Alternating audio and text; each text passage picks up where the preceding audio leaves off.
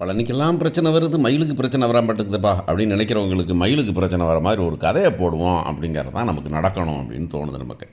சரவணன் ரொம்ப நொந்துட்டான், நொந்து நூலாகி சொல்லிட்டான், இங்கே பாரு நீ இதில் ஏமாத்திட்டு தெரியா நீயே இப்படியா சொல்லியே ஆகணும் அப்படின்னு பார்த்தா கரெக்டாக குடும்பத்தில் உனக்கு தப்பி வைக்கிறதுனே பிரச்சனை வைக்கிறாங்க. உனக்கு பிரச்சனை வைக்கிறதுக்கு முன்னாடி உனக்கு தப்பிக்கிறதுக்கு வழியை வச்சுட்டு தானே பிரச்சனையை வைக்கிறாங்க. நீ ரோகிணியெல்லாம் என்ன ராசியில் பிறந்தீங்கன்னே தெரியலையே மயில் அப்படிங்கிற மாதிரி தான் கதை.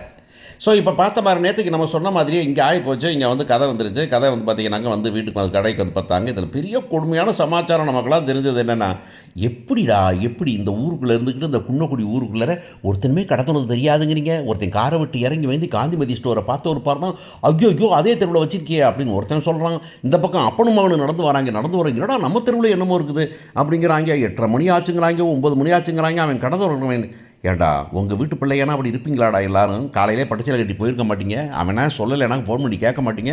எல்லாரும் பேசுகிறான். செந்தில் சொல்கிறான், மாமா நமக்கு சொல்லலை இல்லை அப்படிங்கிறான். அவன் இதெல்லாம் மாமன்லாம் ஒன்றா படுத்து ஒரு பாயில் படுத்து ஒரு பீரை குடித்த பயவில்லையெல்லாம் இன்றைக்கி வந்துட்டு அவனுக்கு சப்போர்ட் பண்ண முடியல அப்படிங்கிறதான். என்கிட்ட நல்ல வேலை கதிர் பைய இப்போ நான் கூட தான் வச்சேன் அப்படிங்கிற மாதிரி அவன் பேசும்போது நல்லா தான் இருந்தது அப்படிங்கிற பார்க்குறான். சரவணனும் பாண்டியனும் வராங்க, வந்து கடைக்கு வராங்க. என்னடா அது இந்த பக்கம் கடை திறந்து என்னமோ புதுசாக கூட்டமாக இருக்குது அப்படின்னா தெரியல. இப்போ ஒருத்தன் சொல்கிறான், எங்கே மளிகை கடை வச்சுட்டாங்களாம் அப்படிங்கிறான். ஏன்டா உலகத்தில் மூளை இருக்கவன் எல்லாத்துக்குமே கணக்கு டக்குன்னு வரும்டா. ஏன்டா ஒரு நாளில் 7 பேராக மளிகை கடை திறக்க போகிறான், கடை தான் வைக்க போகிறாங்க, மளிகை கடை தான் வைக்க போகிறாங்க அப்படின்னப்ப 2 4ன்னு கூட்ட முடியாமல் 2 எத்தனையாக இருக்கும் அப்படின்னு அப்பனும் அவனு பேசிட்டு போகிறது கண்கொண்டு பார்க்க முடியல சாமி அப்படிங்கிற மாதிரி தான் இருக்குது. ஸோ நாளை கண்டுபிடிச்சிட போகிறாங்க, உள்ளார போகிறாங்க. இங்கே ஏற்கனவே அவன் நொந்து நூலாகி நம்ம சொன்ன மாதிரி என்ன கடையே வேணாம் அப்படின்னு கிளம்ப அந்த பொண்ணு வந்து இங்கே பாரு என்ன பண்ணுறடியே அப்படின்னு கூட்டிகிட்டு வர சுகன்யா. அப்புறம் இவங்கெல்லாம் சேர்ந்து கடையை கடை திறக்கும் போது அங்கே வந்துக்கிட்டு சரி கதை திறந்தாச்சு முடிஞ்சு போச்சு, கதையை வைக்கணும், இதான் லைஃப்னு வந்து ஒரு பாரு ஏற்றுக்கணும்ல. அதை விட்டு பழனி சொணங்கி உக்காந்துருக்கிறதும் ஐயோ அவங்கள யாரையும் கூப்பிடலையே அப்படின்னு ஒரு வருத்தம் கூட படாமல் இருக்கிறதும் கொடுமையாக தான் இருக்குது. அப்படின்னாலும் பாண்டியனும் செந்திலும் சரவணனும் வந்துட போகிறாங்க அப்படிங்கிறது தான். வந்துட்டு இங்கே பார்க்க போகிறாங்க. பார்த்துட்டு பாப்பா இங்கே பார்ப்பா மாமா கடைப்பா, இவங்க யாரெல்லாம் அங்கே இருக்காங்கப்பா அப்படின்னு அவன் உடனே மாமா அப்படின்ட்டு ஒடியா போகிறான். என்னடா கடை திறக்கிறீங்க, இதான் கடையாடா அப்படின்னு கேட்குறாரு. ஆமாம் மச்சான் இது இருக்குதுன்னு. என்ன மாமா இப்படி பண்ணிட்டீங்க, நம்ம கடை இங்கே இருக்குது, நீங்கள் பக்கத்துலேயே கடையை திறந்துட்டீங்க அப்படின்னு சரவணன் கேட்க, அதான் மாப்பிள்ள நான் சொன்னவங்க கேட்கல மாப்பிள்ள. அங்கே வந்து பார்த்தீங்கன்னா யாருமே ஒன்றும் சொன்ன பட்சம் கேட்க மாட்டேங்கிறாங்க. எனக்கே தெரியாது. என்னடா சொல்கிற நீ? உனக்கே தெரியாமல் கடை திறந்தாங்களா? ஜாமான்லாம் யாரும் கேட்டா எல்லாம் அவங்க வாங்கி வச்சுட்டாங்க மச்சான் அப்படின்னா. என்னடா நீ புத்தாமல் இருக்கிற? சரி விட்றா பெண்ணடா கடை திறந்தாச்சடா வாடா போகலாம் அப்படின்னு சொல்ல உடனே என்ன பழனி என்ன சொல்கிறாங்க மாமன், அவன் 10 கடையை பார்த்து இந்த கடையை பார்த்தனா பக்குன்னு பயந்துட்டான் அவன் அப்படின்னு சக்தி அங்கேருந்து போட உடனே ஏடா வாயை வச்சுட்டு சும்மா இருக்க மாட்டியா அப்படின்னு காந்திபதி அந்த பக்கம் வந்து சொல்ல, ஏங்க கம்முன்னு தான் இருங்க அப்படின்னு. வாங்க மச்சான் வந்து நீங்கள் ஜாமான் நீங்கள் தான் வாங்கணும் மச்சான் அப்படின்னு. ஏன்டா யார் கோடியாக கட்டி பணத்தை வைக்க லட்சமாக கூட்டி பணத்தை வெட்டி கடையை திறக்கிறது காந்திமதி ஸ்டோர்னு வைக்கிறது ஜாமான் அவர் வாங்குவாராம்மா, இங்கே பாருங்கள் அவர் தான் வாங்கணும் அப்படி. ஏன் கிடைக்குன்னா கம்முன்னு தான் இருங்களேன் அப்படின்னு சொல்லிக்கிட்டு இருக்கும்போதே இங்கே எல்லாம் வந்துட்டு அங்கேருந்து ஃபோன் பண்ண போகிறாங்க. சரவணா ஏன்டா அந்த கடை எங்கே ஆரம்பிக்கும் தெரியுமாடா அப்படின்னு கோமதி ஃபோன் பண்ண போகிறாங்க.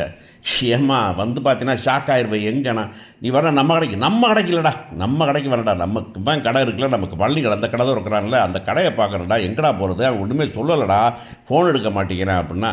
அதாம்மா நம்ம கடைக்கு ஏமா நம்ம கடைக்கு பக்கம் தான் கிடையாது. ஏன்டா நம்ம கடைக்கு பார்த்தா அந்த கடைக்கு நாவலடா அப்படின்னு அந்த அம்மா சொல்ல, நமக்கே போட்டியாக வைக்கிறானா, இதனால தான் மூஞ்சியாக தெரிஞ்சானாடா அப்படின்னு நினச்சிட்டு அங்கேருந்து வரப்போகிறாங்க.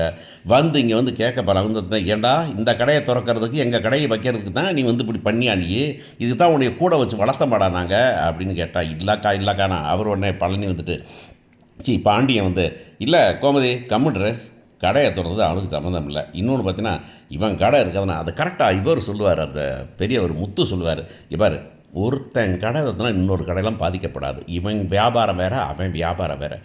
ஒரு பக்கம் பார்த்தீங்கன்னா சக்தியோட சொல்லுவார், ஒரு பக்கம் தான் மளிகை கடையாக இருக்கும் பார்த்திருக்கியா, ஒரு லைன் பூரா மளிகை கடை தான், அதுக்கு இவன் அவன் ஜாமாங்க போயிடுவாடா அப்படின்னு கேட்ட மாதிரி அவன் சேலுக்கு ஏற்ற மாதிரி விற்றுக்க வேண்டியதான் அப்படிங்கிறது தான் பிஸ்னஸ்ஸு. சரி இன்றைக்கி இவன் விற்கலைன்னா இன்னொரு கடை வைக்க மாட்டானா அப்படிங்கிறத நான் தெரிஞ்சுக்கிட்டு இவர் சொல்ல கடைசியில் கோமதியெலாம் வந்து எல்லோரும் வந்துட்டு சாபம் போட்ட மாதிரி தான் போட்டுட்டு போகிறாங்க தான் விஷயம். எனக்கு என்ன தோணுதுன்னா போகும்போது கோமதி சொல்ல போகிறாங்க, இங்கே வந்து சாயந்தரம் வந்து பொட்டி விட்டு எடுத்துகிட்டு போயிரு, அங்கே இந்த வீட்டுக்கெலாம் வர வேண்டாம் அப்படின்னு சொல்ல போகிறாங்க. ஏன்னாக்க சுகன்யா நிச்சயமாக இன்றைக்கு வரைக்கும் இருந்த மாதிரி இருக்காது. ஏன்னா இப்போ கடையோட ஓனர் பழனி இல்லை, கடையோட ஓனர் சுகன்யா. சுகன்யாக்கு அவர் கடை வந்துருச்சு, காசு இருக்குது, ஹெல்ப் பண்ணுறதுக்கு அவங்க பழனியோட அண்ணங்க இருக்காங்கங்கிறதுல திமுறா தான் பேச போகுது. அதனால் வீட்டை விட்டு போ அப்படின்னு சொல்ல போகிறாங்க. ஸோ ஒரு குடும்பம் வெளியே போக போகுது. ஏற்கனவே ஒரு குடும்பம் வெளியே போயிருச்சு, செந்தில் வீட்டு குடும்பம். இந்த குடும்பம் போக போகுது. இதோட நிற்குமா அப்படின்னாக்கா அடுத்த விஷயம் வரப்போகுது அப்படிங்கிறதான் விஷயம். ஏன்னா இதுக்கு மேலே பொறுமையாக சரவணன் இருக்கிறதுக்கு சான்ஸ் இல்லை அப்படின்னு தான் தோணுது. ஏன்னா இந்த மாதிரி விஷயங்களை விட்டுறக்கூடாது அப்படிங்கிறது தான். சரி, இப்போயே இதை வச்சாக்கம் அந்த நகை ஜாமான் எப்போ வருதுன்னா நகை வர்றதுக்கு இன்னும் ரொம்ப நாள் ஆகும் அப்படிங்கிறதுனால இப்போ இந்த கதையை முடிச்சே ஆகணுங்கிறதுனால இப்போ அவன் வந்து சொல்ல போகிறான். வந்துட்டு இந்த பிள்ளையை கூப்பிட்டு வந்து, இங்கே பாரு, சத்தம் போடாமல் வீட்டை விட்டு ஓடி போயிரு, அவ்வளவுதான். எங்கள் அப்பா அம்மாவெல்லாம் வருத்தப்படுத்திட்டு இருக்காத. இவ்வளவு பொய், ஃப்ராடுத்தனம், இன்னும் என்னென்ன பொய் சொல்லியிருக்கேன் எனக்கு தெரியல, நீ கிளம்பு அப்படின்னா அதெல்லாம் முடியாது. அந்த பிள்ளை கத்தப்போகுது, அலர் போது அவங்க வந்து சொல்ல போகிறாங்க, வளம் என்னடா வம்பு, திரும்ப திரும்ப ஏடா திரும்ப திரும்ப அந்த பிள்ளை சும்மா இருக்க மாட்டியான்னு. இதில் பல நேரங்களில் யோசிச்சு பார்த்தீங்கன்னாக்கா, ஒருத்தன் பழனி மேலே அந்த பொண்ணு ரொம்ப கொடுமையாக ஒரு காரணத்தை சொன்னிச்சு. அவர் வந்து நான் தூங்க விட மாட்டேங்கிறாருன்னு ஒரு அசிங்கமான காரணத்தை சொன்னிச்சு. அப்பையும் அவனை திட்டினாங்க. அடுத்த நாள் என்ன நடந்துச்சுன்னு அதை பற்றி விசாரிக்கவே இல்லை. அதே மாதிரி இந்த பிள்ளை பொய் சொல்லிட்டு இப்படி பண்ணுறாரு, என்னை அடிக்க வராரு, உதைக்க வராரு, அன்றைக்கி இந்த குழந்தை இதை பற்றி பொய் சொல்லிக்கிட்டு இருக்காரு அப்படின்னு இந்த பிள்ளை சொல்லும்போது இவங்க கேட்கவே இல்லை. ஏன்னா மூளையே கிடையாதுடா.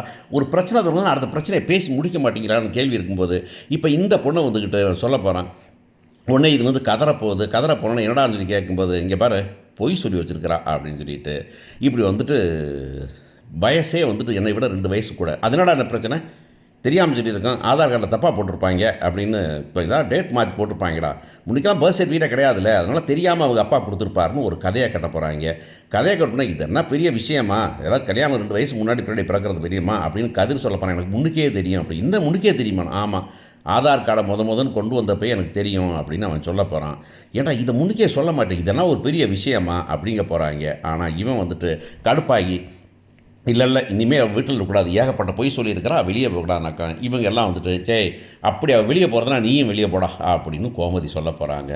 இப்போ இவனும் போய் அங்கே போயிட்டு என்கிட்ட அடைக்கலம் ஆகணும், செந்தில் வீட்டுக்கு தான் போவான் சரவணே அப்படின்னு நினைக்கிறேன். இப்போ கொஞ்சம் நாளைக்கு சண்டை போய்கிட்டு தான் இருக்கும் அப்படிங்கிறது நமக்கு தெரியும். ஸோ இப்போ நமக்கு என்ன பிரச்சனை அப்படின்னாக்கா, சரி இங்கேருந்து போனால் இப்போ நம்ம சரவணை எங்கே போவான்னு தெரியாது. அதே மாதிரி வந்துக்கிட்டு பழனி எப்படி போவார் அந்த வீட்டுக்கு. எனக்கு என்னமோ பழனியை இனிமே வந்து கோமதி அவங்க வீட்டில் வச்சுக்க மாட்டாங்க அப்படின்னு தோணுது. இன்னொன்று, கோமதி பழனி கோமதி நம்ம பாண்டியனெல்லாம் வந்துக்கிட்டு பழனியை இத்தனை வருஷமாக, அதாவது இந்த பிள்ளைகளை விட அதிகமான வருஷம் வாழ்ந்தவன் அவன் தான். அவன் கேரக்டர் என்ன, அவன் வாய் சொத்து யார்ட்டையும் பேச மாட்டான், வேறு யாரையும் வருத்தப்படுத்த மாட்டான் அப்படிங்கிற ஒரு ஆளை எப்படி இவங்களால் புரிஞ்சிக்கவே முடியல. அப்படி புரிஞ்சுக்காமல் எப்படி நடிப்பாங்க? அவன் வேணும்னே நாலு கடையை கொண்டு போய் பக்கத்து கடையை வச்சு நம்ம பிஸ்னஸை காலி பண்ணுறதுக்காகத்தான் பண்ணாங்கிறது, அவனுக்கு வில்லத்தனம் அப்படிங்கிறதே வராது அப்படிங்கிறத நமக்கெல்லாம் படம் பார்க்குறவங்களுக்குலாம் தெரிஞ்ச போது குடும்பத்தில் இருக்கிறவங்களுக்கு எப்படி தெரியாமல் இருக்கும்? அவனை தான் நான் மூத்த பிள்ளை மாதிரி விளக்குறேன், உனக்கு எல்லாம் செய்கிறேன் அப்படின்னு சொன்னாங்களே. சரி இந்த கடை ஆரம்பிக்கிறேன்னு சொன்னானே, இன்றைக்கி 10 மணிக்கு ஆரம்பிக்கிறானே, அந்த கடைக்கு என்ன வாங்கி கொண்டு போய் கொடுக்கலான்னு இவங்க நினச்சாங்க. இது வரைக்கும் 10 பைசா பிரயோஜனம் வந்து ஒன்றுமே பண்ணல. ஒரு கிஃப்ட் வாங்கி கொடுக்கலாம், ஒரு பீரோ வாங்கி கொடுக்கலாம், நிச்சயமாக பெருசாக என்னமோ அதை செய்யணும் இல்லையா? அவங்க அதை பற்றியெல்லாம் கவலைப்படாமல் இருக்காங்களே, இது என்ன ஜென்மங்க அப்படிங்கிறதெல்லாம் பெரிய கொஷினாக தான் இருக்குது. ஸோ இந்த நீ வரப்போகிற எபிசோடுகளில் வந்துட்டு இந்த பாண்டியன் குடும்பம் வந்துக்கிட்டு ரொம்ப கேவலமாக நம்மகிட்ட வந்துட்டு அடி வாங்கும் அப்படிங்கிறதான். அது அடி வாங்குறதுனா நம்மகிட்ட இருந்துட்டு கேவலமாக கமெண்ட் வாங்கும் அப்படின்னு தான் நினைக்கிறேன். அப்படி தான் அந்த கதையை கொண்டு போயிட்டுருக்காங்க. மூளையை இல்லை, சொந்த மூளை இல்லை, சுய மூளை இல்லை, சொல்லு மூளை இல்லைன்னு யார் சொல்ல பேச்சையும் கேட்குறதில்ல மாதிரி தான் இருக்கிறாங்க நம்ம இப்போ கோமதி, பாண்டியன், கதிர் எல்லாமே. பார்ப்போம் என்ன நடக்க போகுது, யாராவது கொஞ்சம் புத்திசாலித்தனமாக இருப்பாங்களாங்கிறத.